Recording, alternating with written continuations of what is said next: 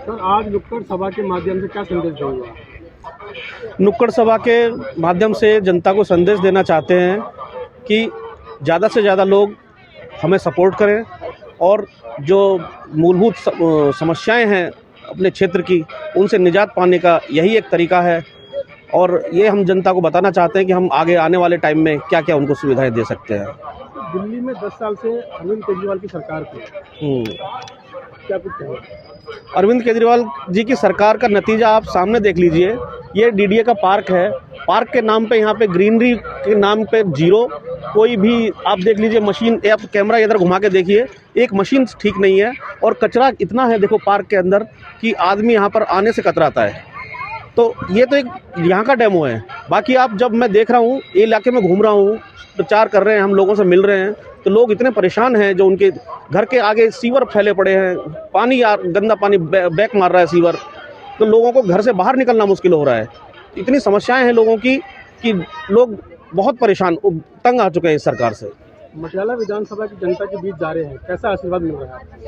बहुत अच्छा समर्थन मिल रहा है, लोगों का आशीर्वाद मिल रहा है। और लोगों का पूरा, लोग सब वादा कर रहे हैं कि हमें 5 फरवरी को होने वाले चुनाव में हमें इस बदलाव लाएंगे और हमारी हमको विधानसभा तक पहुंचाएंगे।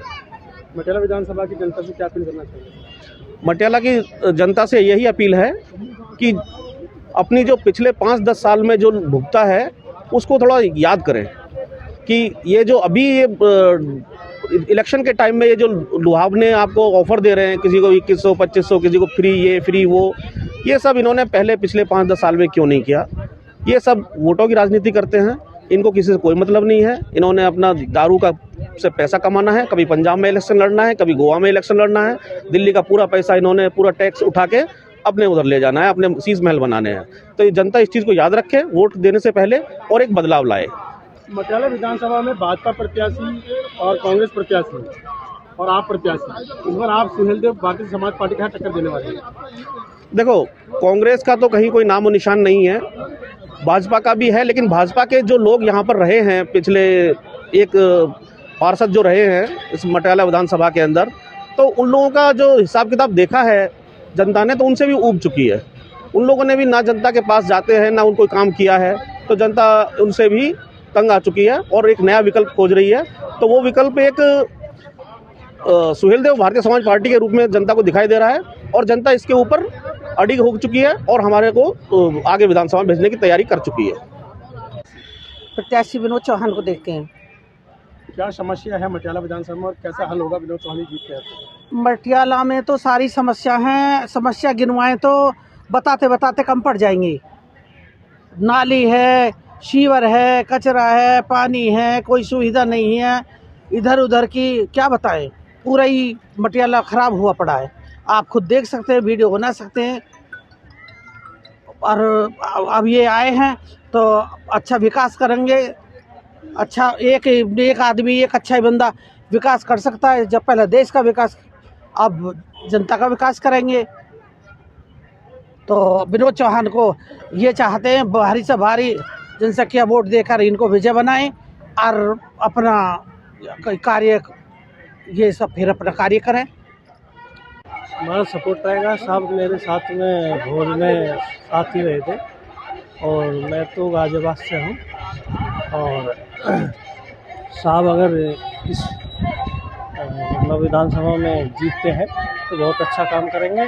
और एक फौजी को ये मौका मिला है, इनको मतलब जनता को सहयोग करना चाहिए और अच्छा काम करेंगे। फौजी के नाते, फौजी एक ईमानदार आदमी होता है और मैं यही अनुरोध करूँगा मटियाला की जनता से कि वो साहब को ज़्यादा से ज़्यादा वोट दें। अपील है, ये हमारा फौजी साहब विनोद चौहान जी अभी देश की सेवा करके आया 28 साल। सबसे अनुरोध है इसमें छड़ी में वोट डाले और ये हमारा बहुत ही मदद करेगा। ये अच्छा भी है, इंसान अच्छा भी है और क्या बोल सकते हो, इनको ज़्यादा से ज़्यादा वोट दिया करो। धन्यवाद। विनोद चौहान जी मटियाला से खड़े हुए हैं तो उनका हम सभी सपोर्ट में हैं और भारी से भारी हम यही चाहते हैं, भारी मतदान से उनकी जीत हो। सर हम यही चाहते हैं कि कचरा बीन के रोज़गार ना हो, कचरा हटा के रोज़गार जनता को मिले।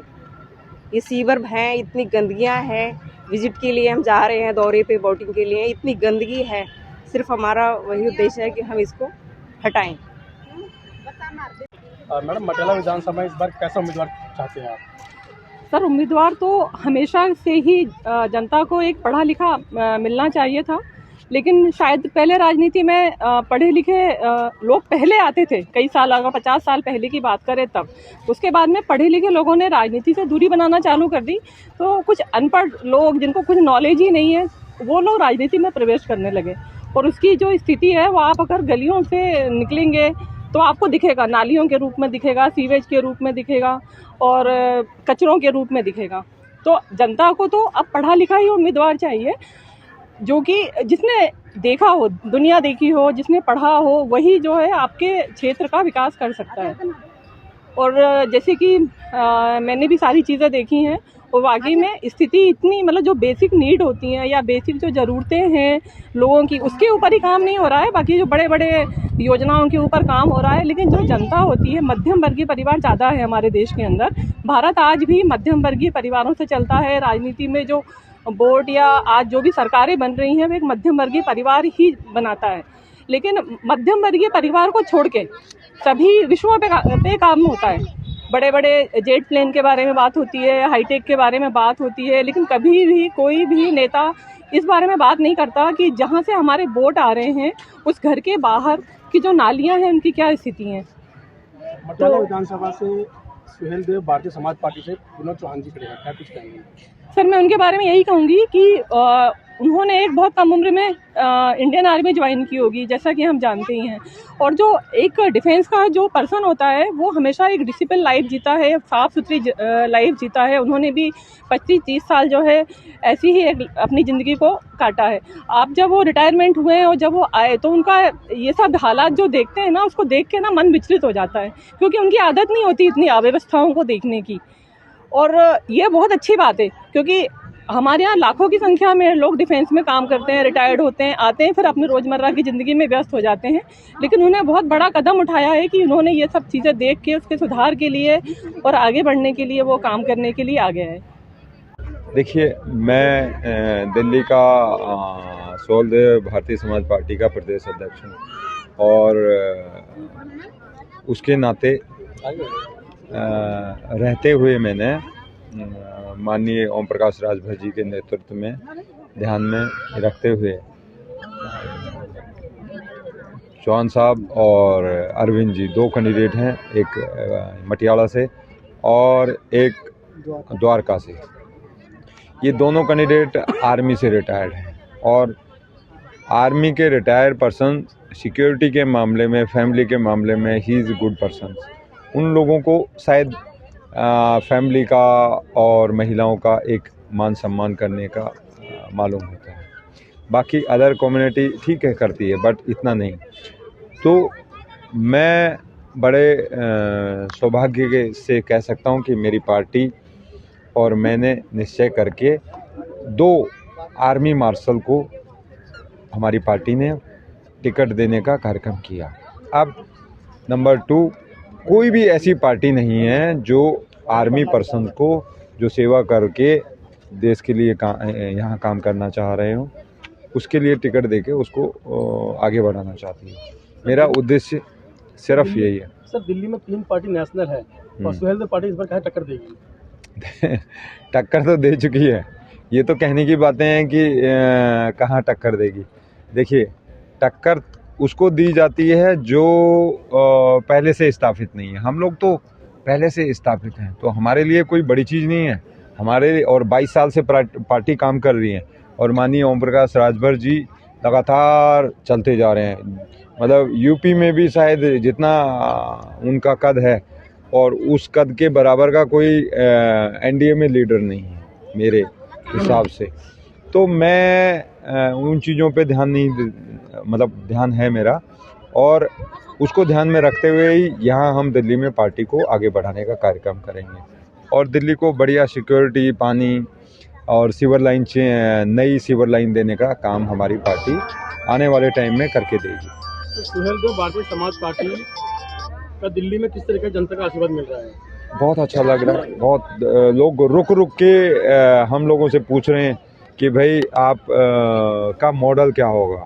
तो मॉडल का कंसेप्ट मैं लोगों को समझा रहा हूँ कि ये हमारा कंसेप्ट रहेगा। हमारा कंसेप्ट केजरीवाल की तरह झूठ फ्रेब की राजनीति करने का नहीं है। हमारा कंसेप्ट अच्छे मार्गदर्शन पहले जो काम करने के हैं, हम मतलब 1 ईयर का प्लान देंगे। गवर्नमेंट जो हमारी अगर दिल्ली में बनती है तो 1 साल का प्रोग्राम हम रखेंगे हमारी कॉन्स्टिट्यूंसियों को, एक कॉन्स्टिट्यूंसी को, और जिसमें हम 50,000 घर गोद लेने का काम करेंगे। जो घरों में फ़िलहाल किसी भाई का अभी भी जॉब नहीं है या कुछ नहीं है, तो ऐसे घरों का गोद लेने का हम काम करेंगे। ये हमारा उद्देश्य रहेगा।